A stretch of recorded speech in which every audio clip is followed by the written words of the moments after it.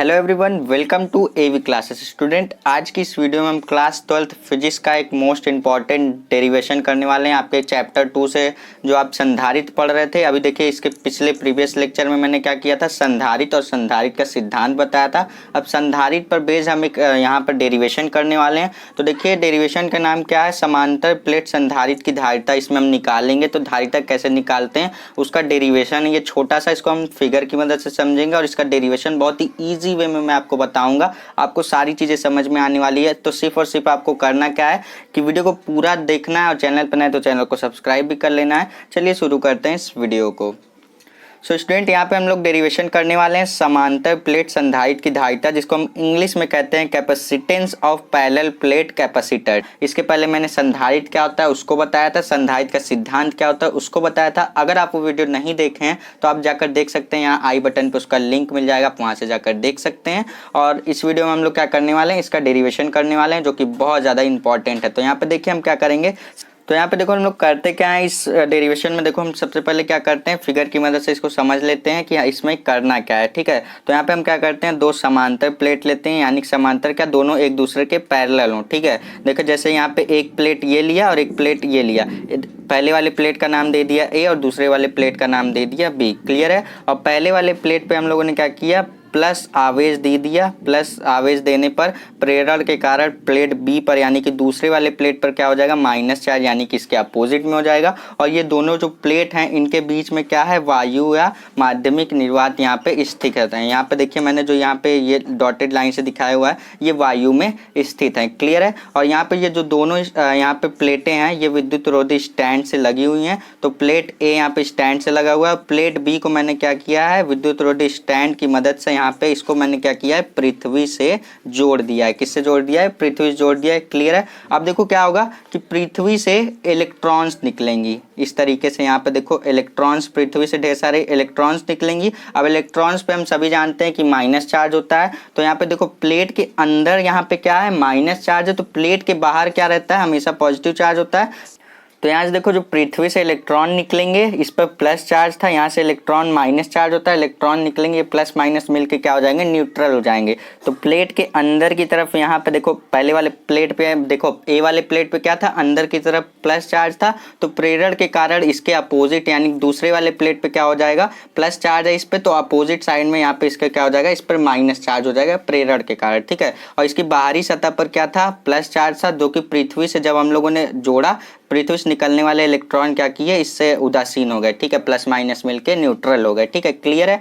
तो देखो, एक प्लेट पे प्लस आवेश है अंदर की तरफ और एक प्लेट पे क्या है, माइनस आवेश है। और ये दोनों प्लेट क्या है, एक दूसरे के समांतर, यानी कि यहाँ पे क्या है, पैरेलल है। तो यहीं पे हम लोग पढ़ते हैं समांतर प्लेट, इसीलिए बोलते हैं समांतर प्लेट, यानी कि दोनों प्लेटें क्या रहेंगी, एक दूसरे के पैरेलल रहेंगी। तो समांतर प्लेटें हैं जिन पर यहाँ पे देखो, पहले वाले प्लेट पे अंदर की तरफ प्लस आवेश है और दूसरे वाले प्लेट पे अंदर की तरफ माइनस आवेश है। दोनों प्लेटें विद्युत रोधी स्टैंड से लगी हुई हैं। प्लेट बी को हम लोगों ने क्या किया, पृथ्वी से जोड़ दिया। पृथ्वी से निकलने वाले इलेक्ट्रॉन बाहरी सतह के यहाँ पे प्लस चार्ज को क्या करेगा, प्लस माइनस मिलके उदासीन, यानी कि न्यूट्रल हो जाएगा। क्लियर है। यहाँ तक फिगर समझना। अब देखो, यहाँ से प्लेट ए और प्लेट बी देखो क्या है, एक दूसरे के पैरेलल, यानी कि बराबर हैं। तो इन दोनों की देखो कुछ बीच की दूरी होगी, तो इसके बीच की दूरी हम लोग क्या कर लेंगे, डी मान लेंगे। प्लेट ए से प्लेट बी तक की दूरी कितनी मान लेंगे, डी मान लेंगे, स्मॉल टी। क्लियर है। तो हम लोगों ने क्या किया, प्लेट ए से प्लेट बी तक की दूरी डी मान ली। अब देखो इस फिगर को देखो ध्यान से, इस फिगर की मदद से हम दो चार लाइनें लिखेंगे, जो कि फिगर के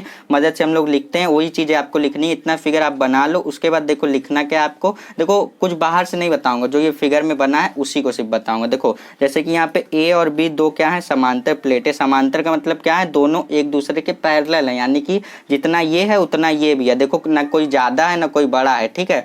तो दोनों क्या है, एक दूसरे के पैरेलल हैं, जिनमें प्रत्येक का क्षेत्रफल, इसका देखो, ये वाले प्लेट का भी क्षेत्रफल ए मीटर स्क्वायर है और ये वाले प्लेट का भी क्षेत्रफल क्या रहेगा, इसका देखो क्षेत्रफल ए मीटर स्क्वायर रहेगा और दूसरे वाले प्लेट का भी क्षेत्रफल क्या रहेगा, ए मीटर स्क्वायर रहेगा। यहीं पे लिखा है, जिसमें प्रत्येक का क्षेत्रफल ए मीटर स्क्वायर है और इनके बीच की दूरी क्या है, इन दोनों के बीच की दूरी स्मॉल डी मीटर है। ठीक है, स्मॉल डी मीटर है। तो इनके बीच की दूरी क्या है, स्मॉल डी है। तो यहाँ तक समझ में आ गया। अब देखो क्या लिखोगे, माना प्लेट के बीच के माध्यम निर्वात या वायु में, देखो जैसे कि मैंने आपको बताया ना, निर्वात या वायु में स्थित है दोनों प्लेट, तो इनके बीच में क्या है, ये वायु या निर्वात भरा हुआ है। ठीक है, क्लियर है। अब देखो हम क्या करेंगे, यहाँ पे हम फॉर्मूला लगाएंगे, दो समांतर चादर के निकट किसी बिंदु पर विद्युत क्षेत्र की तीव्रता।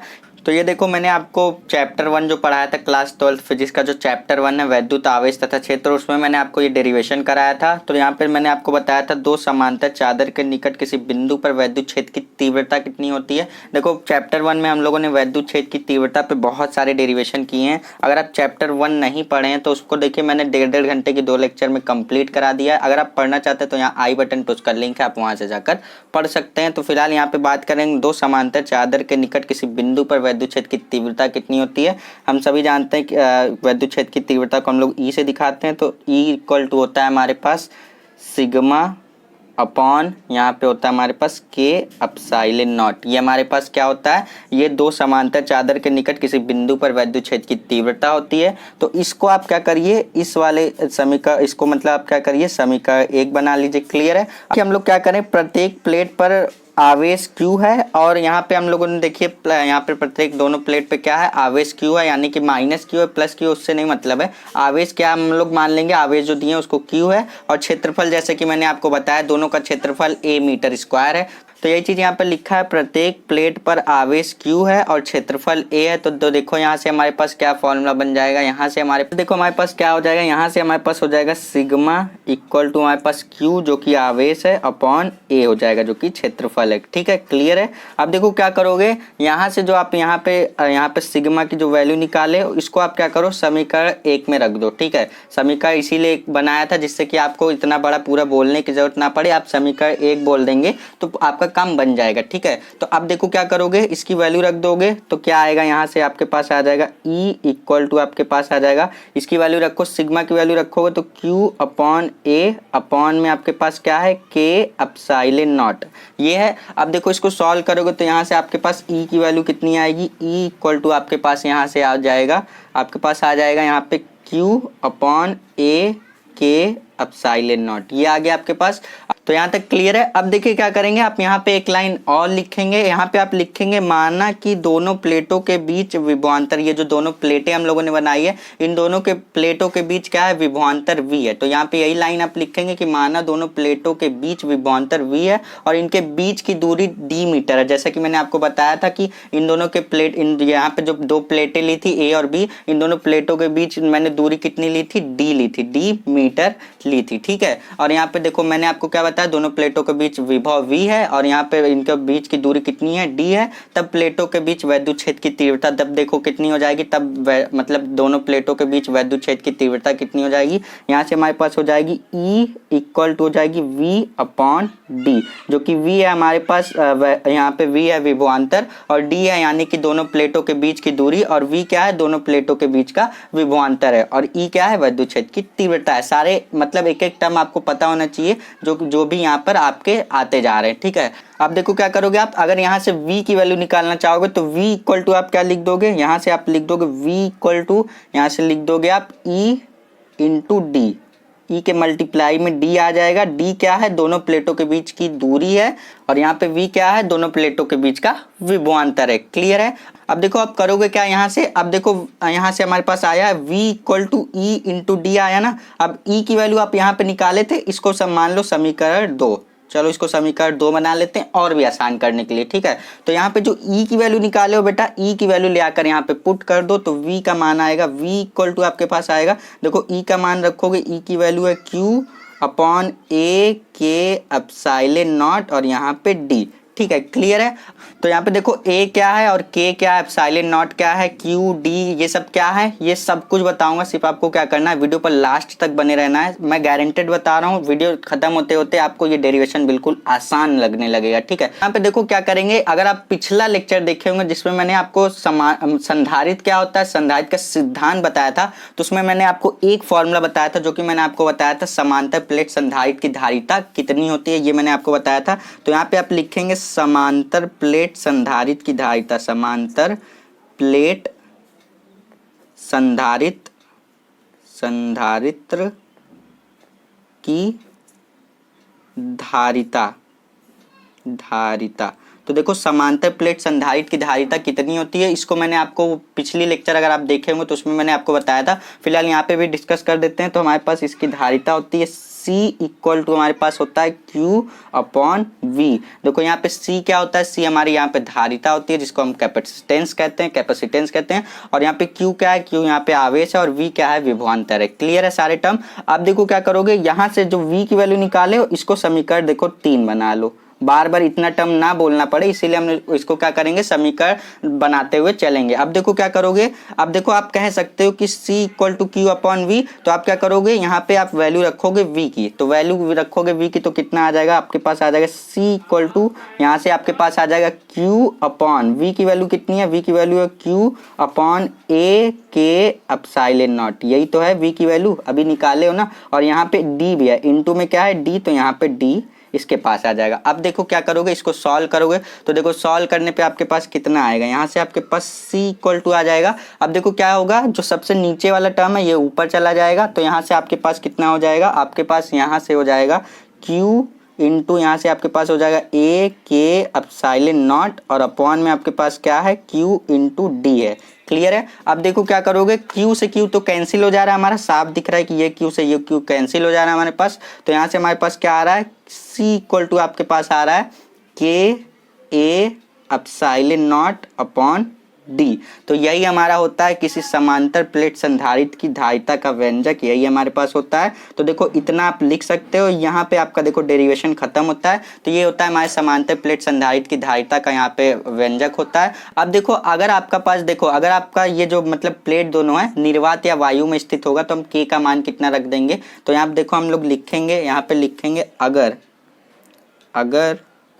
यहाँ पे लिखेंगे अगर प्लेटें निर्वात या वायु में स्थित हो तब हम K का मान कितना लिखते हैं, तब यहाँ पे हम लिखेंगे तब K इक्वल टू 1। हम क्या लिखते हैं, K इक्वल टू 1, तो सिंपली K का मान यहाँ पे 1 रख दो, तो क्या रिजल्ट आएगा आपके पास, C इक्वल टू आपके पास आ जाएगा, यहाँ से आपके पास आ जाएगा A epsilon not upon D। तो ये दोनों ही रिजल्ट होता है जब आपका दोनों प्लेट यहाँ पे निर्वात या वायु में स्थित होगा। तो आपके लिए यहाँ पे फॉर्मूला आएगा C equal to A epsilon not upon D। और यहाँ पे ऐसे जनरली आपके बताएं तो यहाँ पे फॉर्मूला होता है C equal to K A epsilon not upon D होता है। ठीक है, सिंपली क्या करना है, अगर निर्वात या वायु में स्थित होगा तो K का मान 1 रख देना है। हम सभी जानते हैं निर्वात और वायु में K का मान कितना होता है, 1 होता है। ठीक है, क्लियर है। तो एप्सिलॉन नॉट क्या है, एप्सिलॉन नॉट पे देखिए मैंने डिटेल में डिस्कस किया है, इसका मात्रक, इसका मान सब कुछ बताया हुआ है